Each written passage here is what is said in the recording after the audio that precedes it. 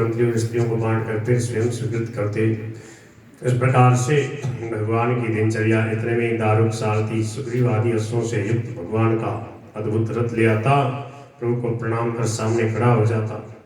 रथ को आया देख भगवान सारथी के हाथ में हाथ डालकर सात्विक और उद्धव के सहित उदयाचल पर आरूढ़ सूर्य के समान उस पर सवार होकर के अपनी सुधर्मा सभा में जाते। राजा सभा करता, प्रतिदिन सभा करते, कहाँ क्या कमी है। राजा को अपनी मौज मस्ती में, नेता को अपनी मौज मस्ती में नहीं रहना चाहिए। प्रजा में कहाँ क्या कष्ट है। प्रजा को जो अपने बालक की तरह, संतान की तरह नहीं मानता, उनकी सेवा नहीं करता और खुद मौज करता है, बोले वो सीधा नरक में जाता है। जा सुराज प्रिय प्रजा दुखारी, सो नृप अवश्य नरक अधिकारी। तत्रोपविष्ट है परमासने विभूर। उस सुधर्मा सभा में बैठ जाते। आज सिंहासन पे बैठे हुए भगवान श्री कृष्ण अपनी कांति से दसों दिशाओं को उज्जवल करते हुए शोभायमान हो। किसी को थकावट नहीं होती थी। तो ऐसी बढ़िया सभा हो तो बैठे रहो, घंटों दिनों तक बैठे रहो, क्या फर्क पड़ता है। बोलो कृष्ण कन्हैया लाल की। हे राजन, उसी समय जब वहाँ भगवान विराजमान थे सभा में, एक पुरुष आया जो पहले कभी नहीं देखा गया था। भगवान को उसके आने की सूचना दी जाने पर उनकी आज्ञा से द्वारपालों ने उसी सभा में उपस्थित किया। सभा में पहुंचकर उसने परमेश्वर भगवान कृष्ण को हाथ जोड़कर प्रणाम किया और उनसे जरासंध उनको उसने कैद कर रखा है। गिरिब्रज नामक दुर्ग में, किले में उनको बंद कर रखा है। उन सब ने आपसे रक्षा की भिक्षा मांगी है। कृष्ण कृष्णा प्रमेयात्मन प्रपन्न भय भंजन है। शरणागतों के भय को दूर करने वाले हे प्रभु, हम आपकी शरण में आए हैं, आप हमारी रक्षा कीजिए। इस प्रकार से उन्होंने आपसे प्रार्थना की है। आपकी क्या आज्ञा होती है। उसी समय देवर्षि नारद जी महाराज आए। महाराज जी को आया देखकर भगवान उठ करके उनका स्वागत सत्कार किया, आसन पर बैठाया। कहा, कहो देवर्षि नारद जी कहाँ से पधारे। नारद जी ने कहा, हे प्रभु, श्री युधिष्ठिर जी महाराज बहुत भव्य राजसूय यज्ञ कर रहे हैं। आपको उन्होंने याद किया है, आप सब परिवार वहां पर पधारिए। भगवान श्री कृष्ण ने देखा एक साथ दो जगह से निमंत्रण आया है। एक जरासंध के कैदी राजा याचना की रक्षा की गुहार कर रहे हैं और देवर्षि नारद जी के द्वारा युधिष्ठिर जी ने संदेश भिजवाया है। भगवान श्री कृष्ण ने कहा, उद्धव जी आप हमारे प्रधानमंत्री हो। उस समय भगवान राजा थे और उद्धव जी प्रधानमंत्री थे द्वारका में श्री कृष्ण भगवान के। आप सलाह दीजिए क्या करें, पहले कौन सा काम किया जाए। उद्धव जी ने कहा, देवर्षि नारद जी के कथनानुसार आपको यज्ञ करने वाले अपने फेरे भाई युधिष्ठिर जी की सहायता करने के लिए पहले चलना चाहिए और शरणागत राजाओं की रक्षा भी करनी चाहिए। किंतु हे श्याम सुंदर, राजसूय यज्ञ वही कर सकता जो चारों दिशाओं को जीत लेता है। अतः उस दिग्विजय में जरासंध को भी जीतना आवश्यक होगा, तभी राजसूय यज्ञ हो सकता है। तो क्या करें। बोले पहले युधिष्ठिर जी के यहाँ पर चलो और आपके साथ में भीमसेन जाए और द्वंद्व युद्ध में जरासंध को आपकी सन्निधि में अवश्य मार डालेगा। द्वै रथे सतुजेतव्यो मां सतोक्षिणी सताक्षोहिणी युतः। उसे जीतने के लिए सैकड़ों अक्षौणी सेना के साथ जाने की आवश्यकता नहीं है। जरासंध उसको तो भीमसेन आपकी सन्निधि में मार डालेगा। का ऐसा ही हो। भगवान श्री कृष्ण द्वारका से चले दिल्ली की तरफ, हस्तिनापुर की तरफ। इंद्रप्रस्थ में भगवान आ रहे हैं।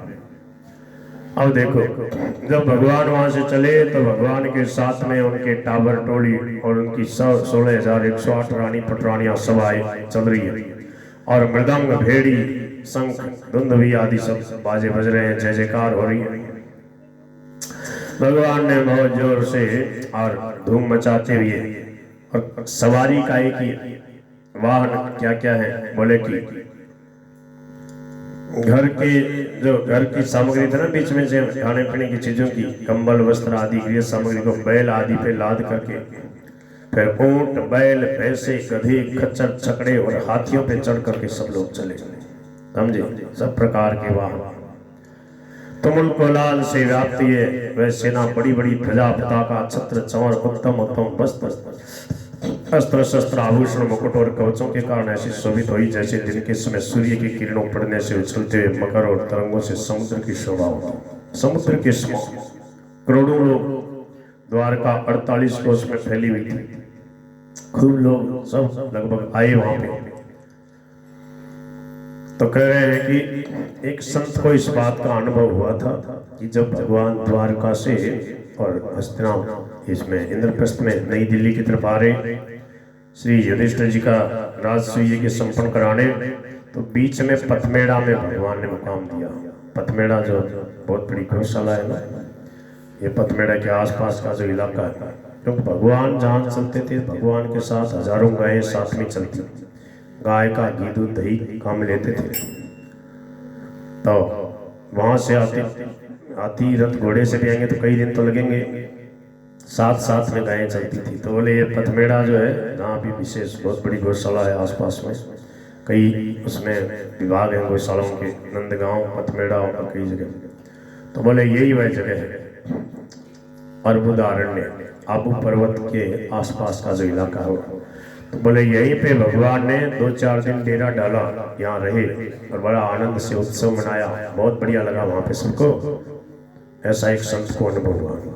तो वहीं वह बहुत बड़ी गौशाला है विश्व की पथमेड़ा, बहुत बड़े संत वहाँ पर विराज रहे हैं, गायों की बहुत प्रेम से सेवा हो रही है। यहाँ जो आपके यहाँ पर 2011 में हमने कथा करी थी ना, उसमें बावड़ी में, उसके बाद में फिर वहाँ पथमेड़ा का विशेष उत्सव था, उसमें हम गए थे 2011 में, बहुत बड़ा उत्सव था। तो उसमें हजारों लोग आए थे। तो उसमें अब तो और विस्तार हो गया, 1 लाख से ज़्यादा गायों का पालन कर रहे हैं। एक बार तो 2-3 लाख तक हो गई थी, फिर बाद में जो काल हट गया, वर्षा हो गई, फिर लोगों को दे दी उन्होंने घरों घरों में। और देखो गायों की सेवा के लिए उन्होंने ऐसे ऐसे प्रकल्प चलाए। उस इलाके में जो भैंस का दूध लोग बेचते, भैंस को दूध के लिए रखते थे, तो भैंस का दूध मान लो 25 रुपए किलो मिल रहा था 10 साल पहले। तो उन्होंने कहा कि जो गाय पालन करेगा उसका दूध हम 30 रुपए किलो लेंगे, भैंस से ज़्यादा गाय के दूध के हम दाम देंगे। लोगों को तो रुपया चाहिए। देखा भाई दूध ये महंगा लेते, तो फिर खूब गांव-गांव में लोगों ने वहाँ की जो गायें भी देखे ना, अपने मोटे मोटे सींगों की बड़ी बड़ी गायें हैं, तो खूब उन्होंने गाय की सेवा का प्रचार किया। खूब बड़े बड़े उत्सव हो रहे हैं। तो भगवान इन कई जगहों में होते हुए और इंद्रप्रस्थ पधारे। जैसे ही भगवान यहाँ पधारे, यहाँ पर बहुत जोर का इनका भव्य स्वागत सत्कार हुआ, सबसे बड़े प्रेम से मिले। श्री मुकुंद ने अंतःपुरवासी पुरुषों द्वारा विकसित और विवल नेत्रों से प्रीतिपूर्वक स्वागत किए जाने पर राजभवन में प्रवेश किया। तब श्री कुंती जी ने अपने भाई के पुत्र त्रिलोकीनाथ श्री कृष्णचंद्र को आते देख अति प्रसन्नतापूर्वक पलंग से उठकर अपनी पुत्र वधू द्रौपदी के सहित आगे जाके कन्हैया को अपने हृदय से लगा लिया। बुआ है कुंती जी, उनके लिए छोटे बालक हैं। देवेश्वर भगवान श्री कृष्ण को आदरपूर्वक अपने महल में ले आने पर महाराज युधिष्ठिर को आनंदोद्रेक के कारण उनकी पूजा आदि करने में क्रम का भी पता नहीं रहा। इतने प्रेम में विवल हो गई युधिष्ठिर जी का, मेरा सब कुछ सफल हो जाएगा, प्रभु आ गए। उस समय द्रौपदी अपनी बहन सुभद्रा से नमस्कृत हो भगवान श्री कृष्ण ने द्रौपदी और अपनी बहन सुभद्रा से नमस्कृत हो कृष्ण ने पिता की बहन कुंती और अन्य बड़ी बूढ़ी स्त्रियों को प्रणाम किया। तब सासू की प्रेरणा से द्रौपदी ने रुक्मणी, लक्ष्मणा, सत्यभामा, भद्रा, जामती, कालिनी, मित्रविंदा और साध्वी, सत्यायन, कृष्णचंद्र की पत्नियों को, इनके साथ जो अन्य स्त्रियां आई थी उन सबको वस्त्र, माला और आभूषण आदि से यथाग्य सत्कार किया। भगवान की जो 8 पटरानियां ना, यहाँ पर एक साथ उनके नाम लिखे, स्वस्रा संशोधिता कृष्णा कृष्णपत्नीश्च सर्वश आनंद च रुक्मिणीं सत्यां भद्रां जाम्बवतीं तथा कालिन्दीं मित्रविन्दां च शैव्यां नागनजितिं सतीम् अन्यश्चाभ्यागतायास्तु वासहस्रं मंडनादिभिः। द्रौपदी जी ने सबका स्वागत सत्कार किया। भगवान श्री कृष्ण की बहुएं आई हैं, भगवान श्री कृष्ण की रानी पटरानियां आई हैं, सबका स्वागत सत्कार किया, सबसे बड़े प्रेम से मिली। अब एक दिन महाराज युधिष्ठिर बहुत से मुनिजन विप्रगण क्षत्रिय वैश्य भीमसेन आदि भ्रातृगण आचार्य कुल के बड़े बूढ़े और जाति संबंधी बंधु बांधव से घिरे राजसभा में बैठे थे। इसी समय उन्होंने सबके सुनते हुए भगवान श्री कृष्ण को संबोधित करके कहा, हे गोविंद, मैं यज्ञों में श्रेष्ठ राजस्व यज्ञ द्वारा आपकी परम पवित्र विभूति रूप इंद्र आदि देवताओं का यजन करना चाहता हूँ। आप मेरा यह संकल्प पूरा कीजिए। हे प्रभु, जो शुद्ध चित्त पुरुष आपकी पाप नाशनी चरण पादुकाओं का निरंतर सेवन ध्यान और कथोपकथन करते हुए संसार से मुक्त हो जाते हैं। यदि भोगों की इच्छा करते हैं तो उन्हें सब प्रकार के भोग भी प्राप्त होते हैं जो कि औरों को प्राप्त नहीं होती। क्या समझे? अगर संसार की सुख सुविधा भी चाहिए तो बोले भगवान का भजन करो, भगवान सब कुछ देने के लिए तैयार है। भगवान जैसा कोई देने वाला नहीं। अकाम है सर्व काम हुआ मोक्ष काम उदार दी। भागवत में सुखदेव भगवान कहते हैं कुछ नहीं चाहिए तो क्या करें? बोले भजन करो, भगवान का नाम लो। बोले सब कुछ चाहिए तो बोले भगवान ही दे सकते हैं सब कुछ। और बोले कि मोक्ष चाहते हो तो कल्याण भी भगवान ही कर सकते हैं। तीनों ही अवस्थाओं में भगवान का भजन ही करना चाहिए। अकाम है सर्व काम हुआ मोक्ष काम उदार धी तीव्रेण भक्ति योगे न यजेत पुरुषम परम। भगवान श्री कृष्ण ने कहा, हे बड़े भैया, ये बहुत ही आनंद की बात है, आपका विचार बहुत ठीक है। इससे लोकों में आपकी मंगलमयी कीर्ति का विस्तार होगा। आपका यह यज्ञ श्रेष्ठ ऋषि पितर देवता समस्त प्राणी और हम बंधु बांधव आदि सभी को इष्ट है।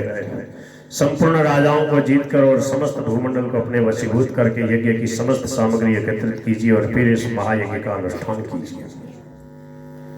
हे राजन, आपके चारों भाई इंद्र आदि लोकपालों के वंशों से उत्पन्न हुए तथा आप भी बड़े मनस्वी हैं, इसलिए आपने मुझे जीत लिया है, क्योंकि अन्य अजितेंद्रियों के द्वारा मैं नहीं जीता जा सकता। बोलो श्री द्वारकाधीश भगवान की। तो ये तो बहुत विस्तार से इसमें वर्णन किया है। भगवान श्री कृष्ण ने कहा कि देखो युधिष्ठिर, मेरे साथ में अर्जुन और भीमसेन जाएंगे, हम ब्राह्मण के वेश में जाएंगे और जरासंध को भीमसेन मेरे सानिध्य में मार डालेंगे। और ठीक है, भगवान श्री कृष्ण अर्जुन और भीमसेन को लेकर के और जरासंध के यहाँ मगध देश में, बिहार में जो है मगध देश, वहां पर उनकी राजधानी थी, वहां पर चले गए। देखा कि जरासंध के यहाँ तो ब्राह्मणों की भीड़ लगी हुई है। जब से भगवान रण छोड़ करके भाग गए थे, जरासंध की विजय हो गई थी 18वीं बार, तब से जरासंध ब्राह्मणों का भक्त बन गया। सुबह 6 बजे से 12 बजे तक पूरे आधे दिन तक वो ब्राह्मणों को दान दक्षिणा लुटाता था। ब्राह्मणों की कृपा से, उनके आशीर्वाद से और भी वो सामर्थ्यवान हो गया था, परंतु भगवान से वैर रखता था, इसलिए आखिर उसका और उद्धार भगवान को कराना ही था। भीमसेन अर्जुन और श्याम सुंदर श्री कृष्ण ब्राह्मण का वेश धारण करके और जो ब्राह्मणों की पंक्ति थी वहीं पंक्ति में लग गए। उसने देखा कि ये तो थोड़े हट्टे कट्टे ब्राह्मण हैं, देखने में तो ब्राह्मण नहीं जान पड़ते, परंतु ब्राह्मणों की पंक्ति में लगे हैं। भगवान चलते चलते उदार लोगों की गाथा गा रहे थे और कह रहे थे, हरिश्चंद्र रंति देव। हरिश्चंद्र का क्या कहना, रंति देव राजा का क्या कहना, वंश वृत्ति शिविर बलि राजा, शिबी राजा बलि के त्याग का क्या कहना। जो व्यक्ति जो नित्येन शरीरेण सताम गेयम यशो ध्रुवम, जो पुरुष समर्थ होकर भी, धन संपत्तिशाली होकर के भी इस नाशवान शरीर से, तन मन धन से सज्जनों के गान करने योग्य सुयश का संपादन नहीं करता, अर्थात जो दान नहीं करता, उदारता से लोगों की सेवा नहीं करता, वह निंदनीय है, शोचनीय है। नाति से ना चिन्होति स्वयं कल्प सैवाचे सोचे। इस प्रकार से जब उनको स्तुति गाते देखा